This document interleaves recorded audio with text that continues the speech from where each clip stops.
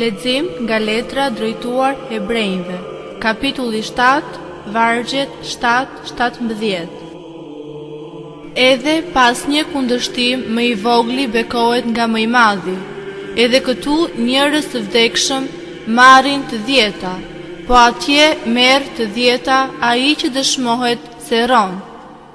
Edhe që të them kështu, me anë të Abrahamit dhe Leviu, që merr të dhjeta, dha të dhjeta, sepse ishte ende në mesin e të atit, kur e takoi Melkisedeku atë. Po të ishte pra për sosmëria me anë të priftërisë levetike, sepse populli mbi atë mori ligjin.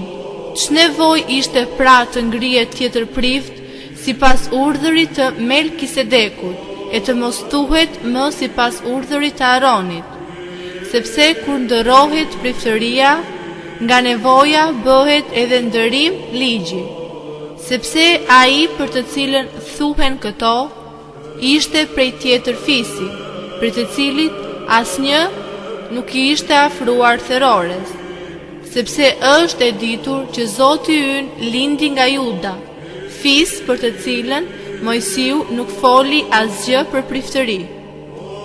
Por është edhe shumë më tepër e qartë, sipas shembullit të Melkisedekut, ngrihet tjetër prift, i cili nuk u bë sipas ligjit të urdhërit të mishit, por sipas fuqisë të jetës pa mbarim, sepse ai dëshmon duke thënë se ti je prift për jetë sipas urdhërit të Melkisedekut.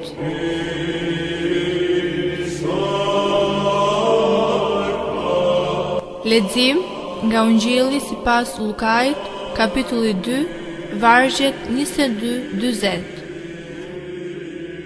Edhe kur u mbushën ditët e pastrimit të tyre, sipas ligjit të Mojsiut, e prunë në Jerusalem, që ta paraqitnin përpara Zotit, siç është shkruar në ligjin e Zotit, se çdo mashkull i parëlindur, shenjtë do të quhet tek Zoti, edhe që të sillnin flim, siç është thënë në ligjin e Zotit, një çift turtujsh a dy zogj pëllumbash.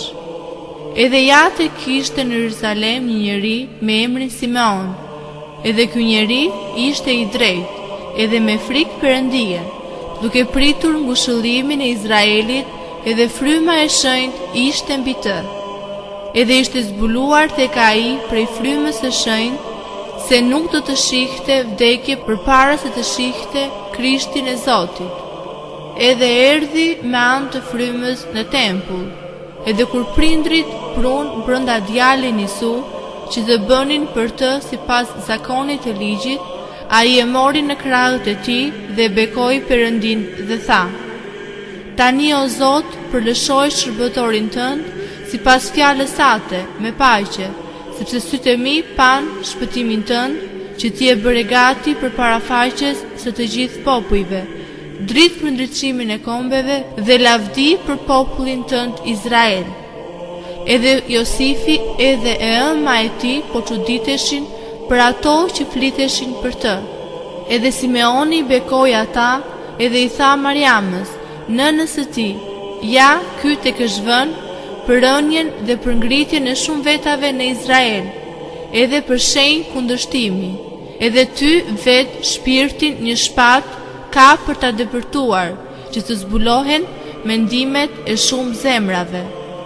Edhe atje ishte Ana, një profetesh, e bija e Fanuelit, prej fisit të Asirit. Kjo ishte shumë e shkuar në ditë, edhe kishte jetuar me burrin 7 vjet pas virgjërisë së saj. Dhe kjo ishte një eve rreth 84 vjeç, e cila nuk ndahej prej tempullit, duke shërbyer Perëndisë me argjërime me lutje, natë e ditë. Edhe kjo pasi arriti në atë orë, lavdëronte Zotin, edhe u fliste për të gjithë atyreve që pritnin çlirim në Jerusalem.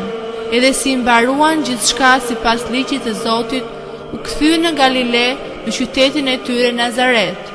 Edhe djali rrite e forcoi në frymë, duke u mbushur me urtësi, edhe hiri i Perëndisë ishte mbi të.